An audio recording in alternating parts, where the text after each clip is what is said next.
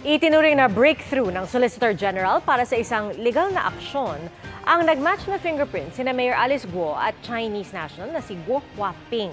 Pero gusto pa niya ipasuri ayon sa mga abogado ni Guo na pinayuhan pa siyang tumakbong muli sa 2025 elections.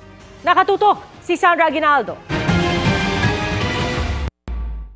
Ito ang alien fingerprint card mula sa NBI master files na naglalaman ng fingerprint ng isang Guo Huaping na isang Chinese national. Base sa dokumentong may petsang March 2006, ipinanganak si Guo sa Fujian, China noong 1990 sa amang si Guo Jianzong at inang si Li Wenyi. Ikinumpara ito sa fingerprint ni Banban Mayor Alice Guo sa biometric printout ng NBI at ang resulta, si Guo Huaping at Mayor Guo ay iisa.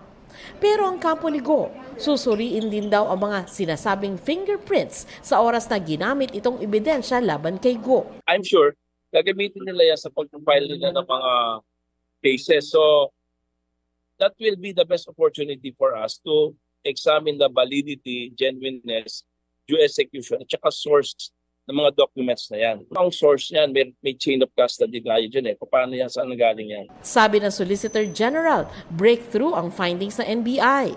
Ayon kay Soljan Bernardo Guevara, pinag-aaralan nila kung tatayong mag-isa ang co-warranto petition o kung kailangan ng iba pang legal action. Ano man daw ang isasampa ng Office of the Solicitor General, iba pa ito sa administrative o criminal action na maaaring i-file ng Ombudsman, Department of Justice at iba pa. Ang co-warranto petition ay paraan para ma-question ang karapatan ng isang tao na humawak ng pwesto sa gobyerno. Ayon kay Senadora Risa Ontiveros, sa co-warranto, mababaliwala ang pagka-mayor ni Guo mula umpisa.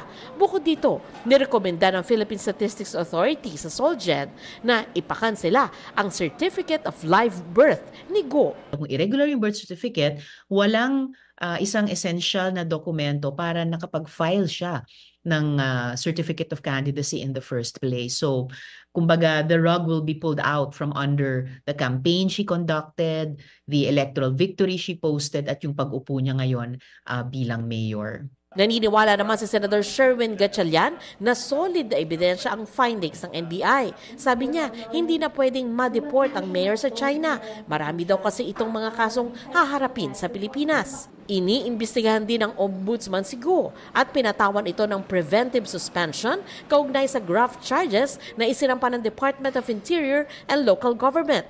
May nakasamparing reklamo laban kay Guo sa DOJ kaugnay sa human trafficking na nag-ugat sa ni-raid na Pogo Hub sa Bamban. Pero kulang-kulang 4 na buwan na lang. Sa Oktubre, filing na ng Certificate of Candidacy ng mga tatakbo sa iba't ibang posisyon. At ayon sa abogado ni Guo, pinayuhan niya ito na tumakbo muli bilang mayor. Ako, ina-advise ko siya tumakbo para naman yung mismong bayan ng Bamban ang humatol sa kanya.